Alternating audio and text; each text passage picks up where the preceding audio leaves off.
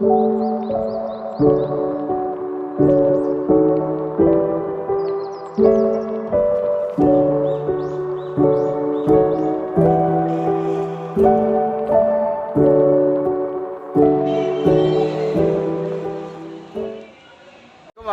wabarakatuh.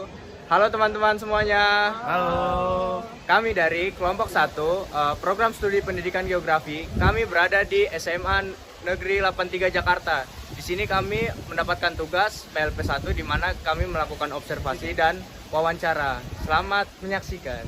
Stay tune.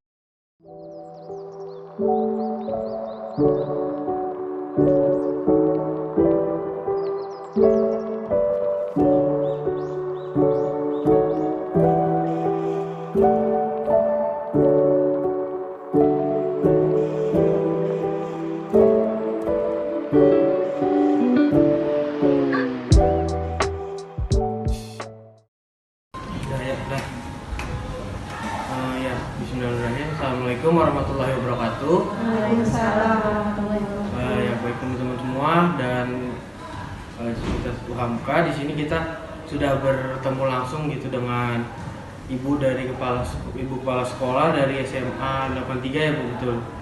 Ya mungkin untuk mempersingkat waktu ya kita langsung saja ke pertanyaan pertama.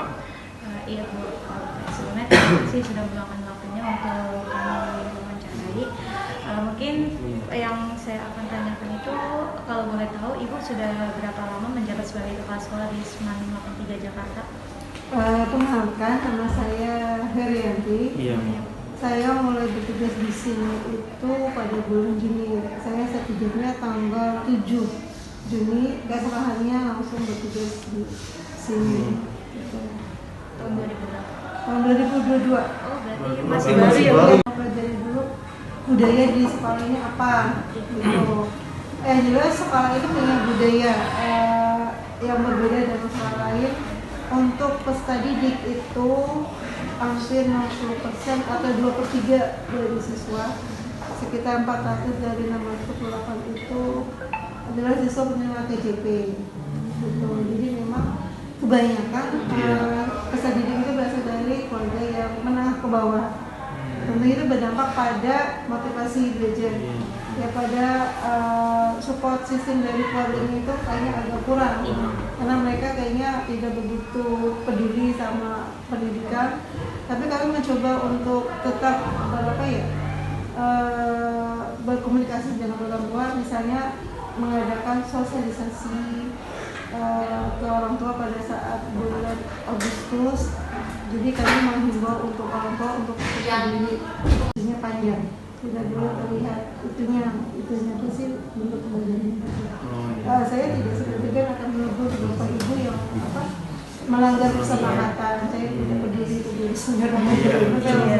Langsung di depannya saya langsung alhamdulillah kesini makin baik gitu, untuk disiplin dari bapak ibu. Jadi pertanyaan terakhir nih Bu, bagaimana terkait implementasi peraturan dan tata tertib yang berlaku di SMA 83 di Jakarta? Tentunya ini implementasi untuk tata tertib untuk siswa ya. Kalau guru kan tadi sudah. Untuk siswa kita juga mengikuti peraturan yang sudah dibuat oleh sekolah ini sebelumnya. Tapi ada arahan dari kepala bidang SMP SMA Pak Tutoyo bahwa peraturan tata tertib itu harus didasarkan pada sekolah ramah anak gitu. Jadi artinya ada beberapa revisi untuk peraturan tata tertib, bisa mana yang ringan gitu, mana yang sedang, mana yang berat. Terus untuk sanksinya itu juga disesuaikan. Pada umumnya sanksinya itu adalah untuk beda sama yang peraturan sebelumnya, karena sekolah ramah anak berarti ibaratnya implementasinya itu ke hati gitu loh. Jadi siswa itu diketuk hatinya. Misalnya kalau setelah kenapa terlalu banyak, jadi ditanya dulu, karena kan setiap anak alasannya beda-beda. Tapi kalau misalnya dia alasannya nggak masuk akal, menurut hati berat, kami langsung berarti anak ini yang perlu ditegur dan dibimbing gitu. Terus ada beberapa misalnya anak yang melanggar tata tertib, itu biasanya kami panggil orang tuanya, termasuk kalau setelah 3 kali itu dipanggil orang tuanya, mengurangi. Termasuk yang kayak misalnya anak yang kalau diperhatikan kok ternyata yang banyak salat itu misalnya anak kelas 12 banyak juga orang tua kayaknya dia agak ngeyel ya kalau di 12 itu kayaknya nggak benar kan kasihan juga kayaknya anak ini harus dikasih punishment bahwa yang namanya KJB itu kan harus divalidasi sama sekolah. Kalau misalnya anak itu 3 kali telat, jadi sekolah punya hak untuk tidak memvalidasi. Gitu. Apalagi nih hari tanggal 3 ini mulai ada pendataan yang tahap 1. Pendataan KJB tahap 1 nanti dilihat kalau terbukti dia 3 kali telat, berarti sekolah tidak merekomendasikan untuk ikut KJB tahap 1. Itu agak sedikit berubah. Gitu. Biasanya yang telat itu anaknya itu aja, tapi sekarang udah mulai beda orang. Jadi waktu hari Jumat sama hari ini dilihat namanya sama atau tidak yang telat ternyata anaknya gitu ya. Jadi juga dikasih tahu kamu namanya udah tercantum sini, saya hafal mukanya gitu ya. Besok kamu foto lagi nanti masuk kategori yang tidak direkomendasikan untuk langsungan KJP-nya. Kayaknya itu agak mempengaruhi itu. Agak takut juga. Mudah-mudahan dengan cara ini bisa mengurangi anak yang suka terlambat gitu. Itu aja yang bisa saya sampaikan. Ya itu aja sih paling pertanyaan dari kami. Terima kasih untuk waktu dan kesempatannya gitu. Mungkin itu aja sih, mungkin sekian dari kami. Assalamualaikum warahmatullahi wabarakatuh. Terima kasih, semoga Terima kasih ya Bu. Ya, banyak ilmu yang mungkin dapatkan. Tapi ada sekolah yang setiap satu tema festival gitu loh.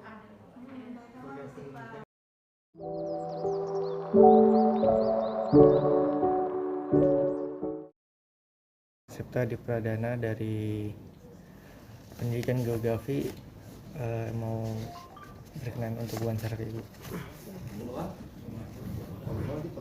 Langsung ya Bu. Nomor 1, selain dari kegiatan rutin kurikulum dan kurikuler, ada beberapa macam kegiatan rutin berupa ekstrakurikuler yang ada di SMAN 83 Jakarta Bu.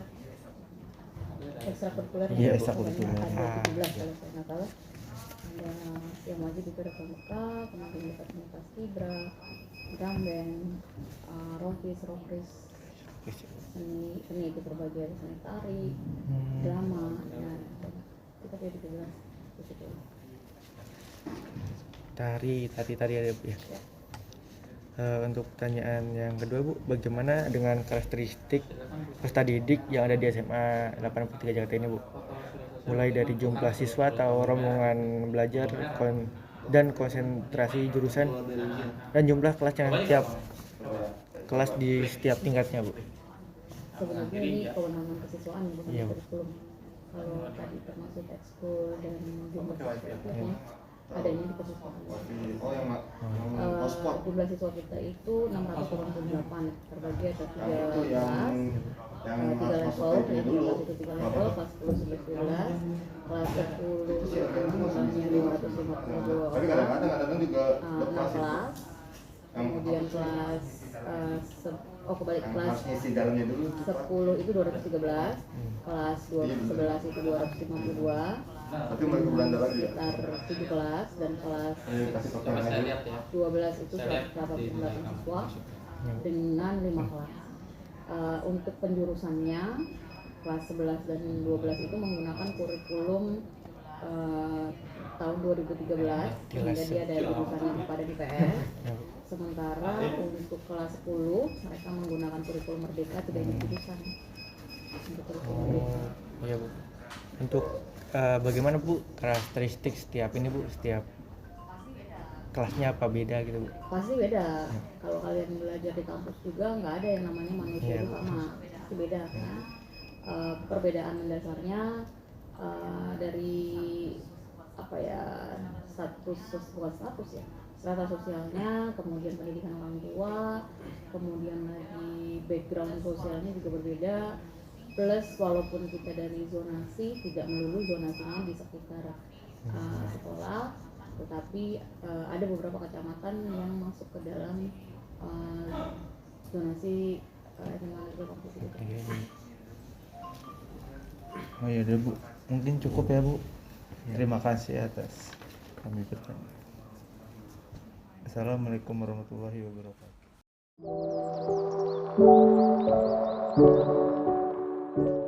Ketua OSISnya Perkenalkan, nama saya Keiza Saskiwardana dari SMA Negeri 23 Jakarta selaku Ketua OSIS SMA Negeri 23 Jakarta. jadi kita langsung aja untuk bertanya sesuatu. Pertanyaan pertama, apa sih motivasi awal untuk menjadi ketua OSIS? Motivasi awal saya menjadi ketua OSIS yang pertama karena mungkin basicnya saya suka berorganisasi dan bergaul ya Kak.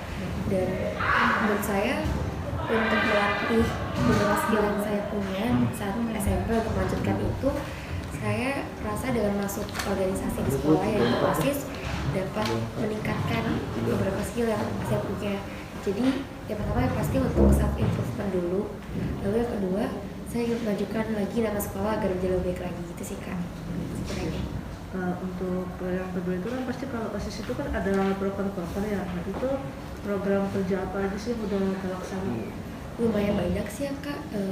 Kalau misalnya kita lihat dari yang di dalam sekolah dulu, misalnya kayak perayaan hari besar, terus ada pensi, terus ada perayaan bulan bahasa, class meet, lalu ada perayaan kayak 17 Agustus gitu kan.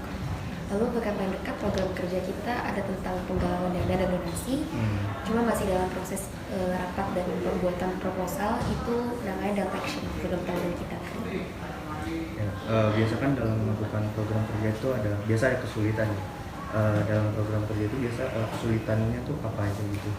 Menurut saya kesulitan yang ada saat pembentukan atau pelaksanaan mungkin program kerja lebih kayak ke miskomunikasi antara internal dulu sih antara OSISnya, karena OSIS MPK tahun ini tuh tergabung dari kelas 12 dan kelas 11. Saya sendiri menggantikan ketua OSIS saya yang demisioner, jadi berkurang tuh anggota pengurus OSIS dan MPK-nya. Jadi karena sedikit orang-orangnya kadang merasa kayak agak aduh rapat-rapat terus nih, jadi kayak adalah terjadi miskomunikasi. Cuman alhamdulillah sih udah ketemu solusinya gitu, karena kita ngadain forum-forum setelah rapat untuk bikin kita makin bonding lagi, makin deket lagi gitu. Mungkin selanjutnya kesan dan pesan gitu selama jadi OSIS. Kesan dan pesannya adalah sangat tertantang. Ini adalah sebuah tantangan baru untuk saya sebagai ketua OSIS, juga sebagai hal baru yang mungkin nantinya bisa jadi pembelajaran juga buat saya, bagaimana sih cara berkomunikasi dengan atasan atau dengan orang tua yang lebih baik, lalu bagaimana menjadi individu yang lebih baik. Jadi banyak sih yang dapat saya ambil selama menjadi OSIS dan selama menjadi ketua OSIS gitu. Ya mungkin itu cuma beberapa pertanyaan yang udah bisa disampaikan ya. Mengenai kependudukan, kalau kakak itu Kalau sebenarnya sih kalau di baca